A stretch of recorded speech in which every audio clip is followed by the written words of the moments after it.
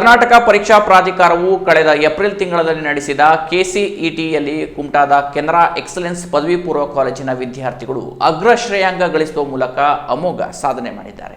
ಕಾಲೇಜಿನ 73 ವಿದ್ಯಾರ್ಥಿಗಳು ಕೆಸಿಇಟಿ ಪರೀಕ್ಷೆ ಎದುರಿಸಿದ್ದು, ಒಬ್ಬ ವಿದ್ಯಾರ್ಥಿ 1,000 ಒಳಗಿನ, 4 ವಿದ್ಯಾರ್ಥಿಗಳು 5,000 ಒಳಗಿನ, 6 ವಿದ್ಯಾರ್ಥಿಗಳು 10,000 ಒಳಗಿನ ಅಗ್ರ ಶ್ರೇಣಿಯೊಂದಿಗೆ ರ್ಯಾಂಕ್ ಗಳಿಸುವುದರೊಂದಿಗೆ ಅಭೂತಪೂರ್ವ ಸಾಧನೆ ಮಾಡಿದ್ದಾರೆ.